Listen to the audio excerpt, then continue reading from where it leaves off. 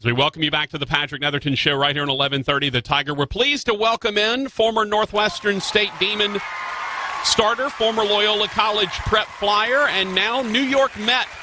Nathan Jones joins us right here. And Nathan, first of all, congratulations, man. Walk us through the process, the calls. How did it all go down?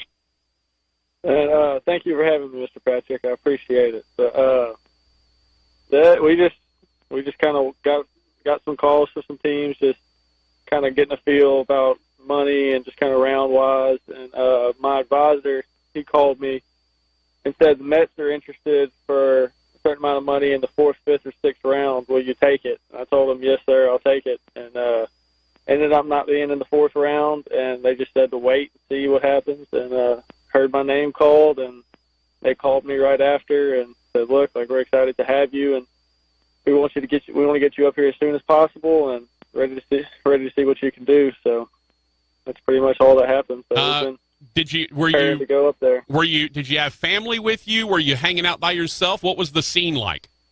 It was just me and my family. We were in our living room, just all around the TV, and mom, dad, brothers and sisters, everyone went nuts. It's kind of crazy. No, that's fantastic. You know, it's interesting because you mentioned that your advisor called and said, hey, the Mets are offering this amount of money for 4th, 5th, or 6th round. Do you take it? And I think that's kind of maybe the interesting aspect of the Major League Baseball draft that's a little different from the other drafts. Obviously, you've never been through any of the other draft processes, but to me it's interesting that, typically in football or in basketball, they draft a guy and then they go about trying to figure out if they can sign him. Whereas I guess maybe it's a little bit different in Major League Baseball. They check to see if they can sign you before they draft you. Yeah. I find that kind of fascinating, to be honest with you. I think that's neat. All right, Nathan. So where do you go from here? I know you got the flight out. You're in Florida. Going through the physicals and whatnot. Do you have any idea of where you're headed, or is that something that's still up in the air? They've hinted at it. I'm not sure if it's 100% sure yet, but I think I'll be flying to Florida tomorrow to do some physicals and some paperwork, and then I think I'll be shipping off to Brooklyn, New York to start playing. So, is that a high A, low A? What level do you think you'll be starting at? I'm honestly not even sure. I haven't even got a chance to look at it yet. There you go. I think it's a low A. So hey, short just season. Show up and throw strikes. That's all you got to worry about. That's all I'm worried about. Let's talk about this journey that you've been on, because the guy that's on after us, John James Marshall, Sports Talk. JJ very well. He handles all the publicity for Loyola. And talking to him, he's like, look, Nathan was a kid that threw strikes. He was a good pitcher. So, but he was 87, 88, and now you're hitting 96, 97 on the gun. Walk me through that development of when you started to realize that, hey, I'm a guy that can develop this elite velocity. I kind of last year, I've always been able to kind of just to tell kind of the beginning of last year that I could run it up a little bit, but I was never able to just be able to control it.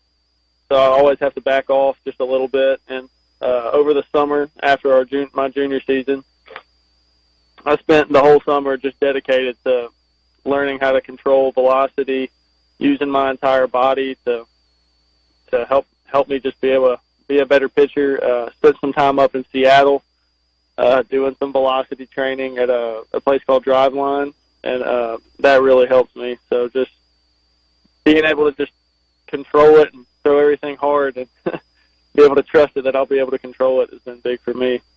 One of the things that your coach, Bobby Barbier, has mentioned to me repeatedly in our conversations is, he said that, and look, he's coached at Alabama. He's coached a lot of great hurlers, Adam Aller, who obviously was really good out of Northwestern. And he said, you're the guy maybe more than anyone else that he's seen that is as devoted to your craft. And he said, Nathan takes care of himself, his diet, his training regimen. He's making sure that he's ready to go. He's, training in the right way. And I'm curious where that drive maybe started and how do you keep up with that drive to, hey, I need to make sure that I'm, drinking the proper amount of fluids, I'm eating the right things, I'm training in the right way. when did that kind of start for you, and how has it benefited you? Honestly, I've kind of always been that way.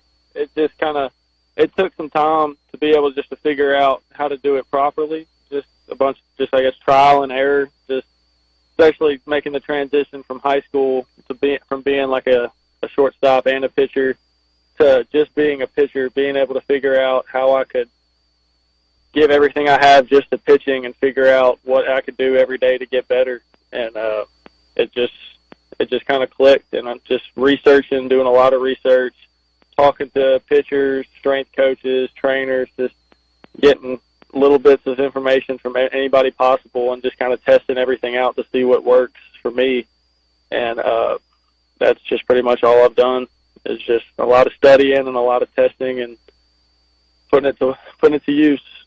Talking to Nathan Jones, former Loyola College Flyer, Northwestern State Demon, and now 5th-round draft pick of the New York Mets. Nathan, you had kind of an interesting journey, I think, similar to what probably a lot of pitchers do, in that you came in as a freshman, you find your way out into the bullpen, you become the closer for the Demons before the season's over with. Then you become a starter. You end up making 45 starts after your freshman year. Tell me about that transition, though, because I know as a closer there can be a lot of, hey, I'm only here for an inning, so I'm going to throw as hard as I can.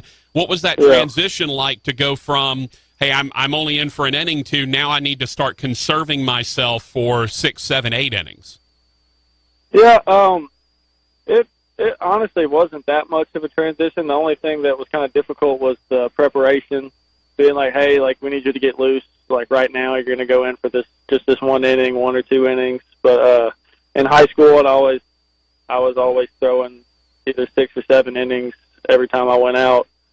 So I think my arms, I kind of kept it in shape throughout my freshman year. So when my sophomore year came around, when I was starting again, it was still in pretty good shape. So it wasn't too bad of a transition. I'm curious, you had one of the more interesting stretches of 2 games this year.